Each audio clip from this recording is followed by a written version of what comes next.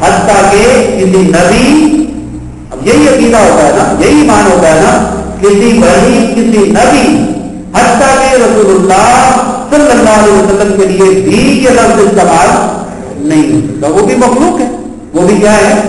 مخلوق پر یہ لفظ اس کا اطلاق نہیں ہو سکتا. تو ہم دیکھیں کہ اس کے تقاضے کیا ہیں، اس کے تقاضے کیا ہے. اب اس کا معنی کیا ہے؟ محبت سے کسی کی طرف لپکنا. کیا کرنا؟ محبت سے کسی کی طرف لپکنا، کسی کی طرف بڑھنا، خطرات سے بچنے کے لیے کسی کی پناہ میں آنا. خطرات سے بچنے کے لیے کسی کی پناہ میں آنا. ہمیں جب خطرہ لاحق ہوتا ہے تو پہلے ہم سارے دنیا کے وسائل استعمال کرتے ہیں. ایسے ہی ہے نا، جب ہار جاتے ہیں، تھک جاتے ہیں، تو پھر کیا کرتے ہیں؟ مولا تو نہیں ہے بچانا. بھائی پہلے ہی ادھر آ جاتا ہے. جب تم نے سارا کچھ دیکھ کے آنا تھا، بھاگ بھاگ کے جب تھک گیا تو پھر آنا تھا. اگر پہلے ہی آ جاتا تو ہو سکتا ہے اتنا بھاگنا نہ پڑتا، اتنی توجہ نہ کرنی پڑتی. تو اللہ رب العزت کے نام کا تقاضا کیا ہے پھر؟ کہ ہمارے دل ہر وقت اللہ کی محبت سے معقوم رہتے ہیں. ہر وقت ہمارے دل میں اللہ کی محبت ہونی چاہیے، اور اللہ کی محبت کے سوا کسی اور کی محبت ہمارے دل میں نہیں ہونی چاہیے. اور پھر قرآن کہتا ہے کہ جو لوگ ایمان لاتے ہیں وہ پھر کیا کرتے ہیں؟ اشد حبا للہ، وہ پھر اللہ سے ہر چیز سے بڑھ کر محبت کرتے ہیں. اور ایک اور آیت میں ہے کہ وہ ہر چیز سے تعلق توڑ کر اللہ سے محبت کرتے ہیں. یہی وجہ ہے کہ جب حضرت علی کی بجلی میں تیر لگا تو آپ جب نماز کے لیے کھڑے ہوئے، پہلے نکل نہیں رہا، کھینچ رہے صحابہ، درد ہوتا ہے، نہیں نکل رہا. جب نماز کے لیے کھڑے ہوئے تو صحابہ نے تیر کھینچ لیا. حضرت علی نے فرمایا واللہ مجھے پتہ ہی نہیں چلا تمہیں نکلا. تو یہ وہ محبت، ہمارا تو وہاں پہنچنا ناممکنات میں سے. ہم تو نماز نہیں پڑھتے ہیں تو حساب کرتے رہتے ہیں اپنی دکانوں کا، اپنے کاموں کا، وہ خیالات ہمارے اندر ہوتے ہیں. تو ہم ہر چیز سے تعلق توڑ کر تو نہیں نماز پڑھتے نا.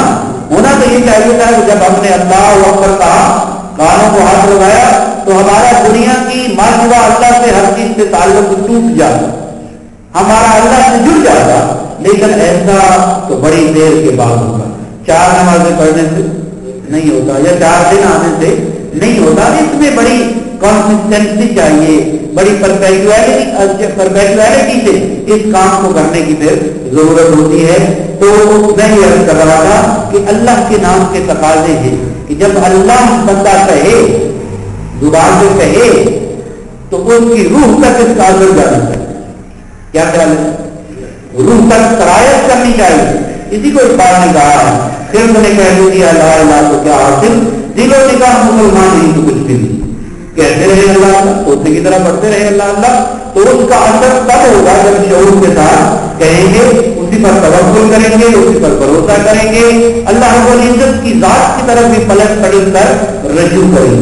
پھر ایک اللہ کی صفت ہے الرب، الحمدللہ ہے رب العالمین، وہ عالمین کا رب ہے. اب اس کے بھی معنی ہے.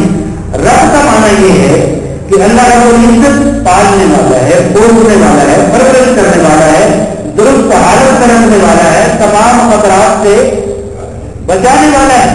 مثال اس کی یہ ہے، جیسے آپ چھوٹا سا پودا لگاتے ہیں تو اس کے گرد کیا کرتے ہیں؟ لوہے کا جنگلہ لگا دیتے ہیں، اس کو پانی دیتے ہیں، اس کو سردی ہو تو اس کے اوپر کوئی شیڈ بنا دیتے ہیں، دھوپ سے بچاتے ہیں.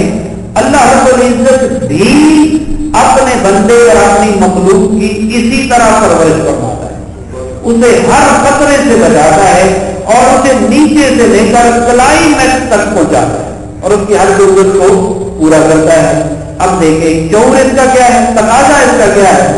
اب تقاضا اس کا یہ ہے کہ آکسیجن مجھے کون دے رہا ہے؟ اللہ. زندگی مجھے کس نے دی ہے؟ رب نے. رزق مجھے کون دے رہا ہے؟ رب. نیند مجھے کس نے دی ہے؟ تو مجھے عبادت کس کی کرنی چاہیے؟ مجھے حکم کس کا ماننا چاہیے؟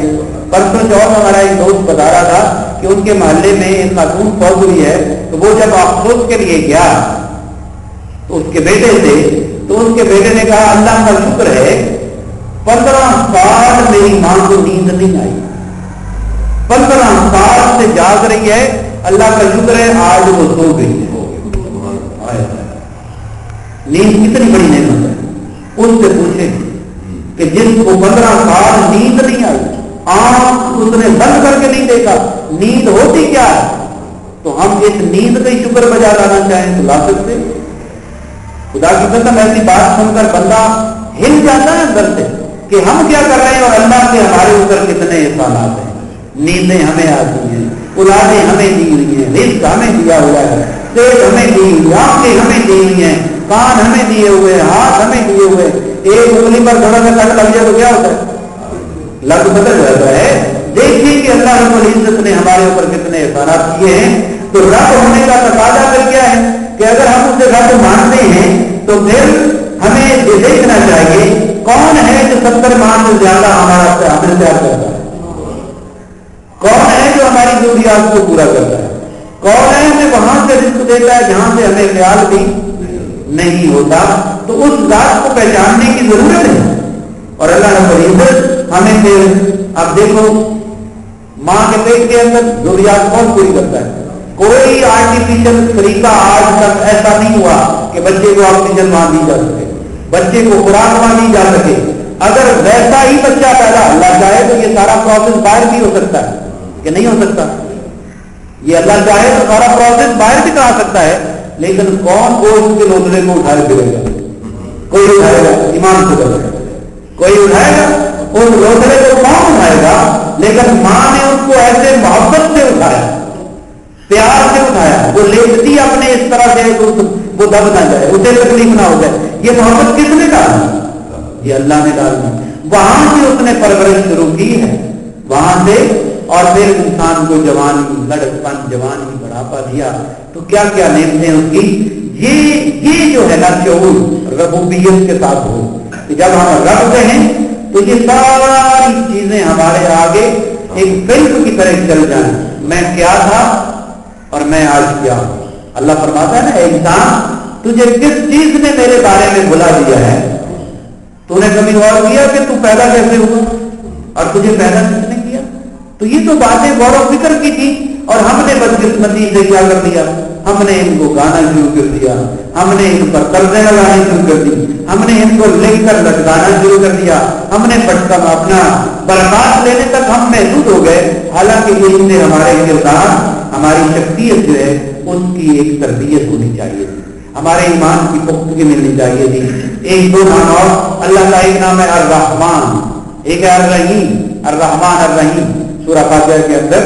دوسری آیت میں اللہ رب العزت فرماتا ہے اب یہ دونوں لفظ رحمت سے بنے ہیں. اب دیکھیں الرحمن کا معنی ہوتا ہے جس کی رحمت ہر وقت جوش میں رہتی ہے، ہر وقت اس تار میں رہتی ہے. اب دیکھیں لفظ ہے نا، لفظوں کا بڑا اثر ہوتا ہے کہ ایسی رحمت جو ہر وقت پاؤں اٹھا اٹھا کر دیکھتی ہے کس کو ضرورت ہے، کس کو ضرورت ہے، اور وہ بن مانگے دیتا ہے، بن مانگے دیتا ہے. اور پھر رحیم ہے. اس میں علماء کرام نے فرمایا رحیم میں تسلسل پایا جاتا ہے، یعنی اس کی رحمت کی لڑی کبھی ٹوٹتی بھئی اگر یہی ٹوٹ جائے تو ہم یہاں سے اٹھ سکتے ہیں؟ نہیں اٹھ سکتے. تو اس کی رحمت مسلسل جیسے بجلی آتی رہے تو بلب جلتا رہتا ہے. اگر بجلی پر ویلا نہیں بند ہو جائے، منگلا نہیں، تو بلب بند ہو جاتا ہے. اسی طرح اللہ کی رحمت مسلسل بندوں پر، اپنی مخلوق پر ہو رہی ہے.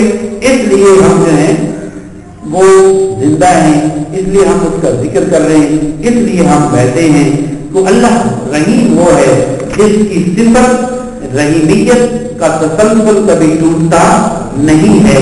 تو جب بندہ اپنی زندگی کی عمارت کو ان اصولوں پر اٹھائے گا، یعنی اللہ کے اسماء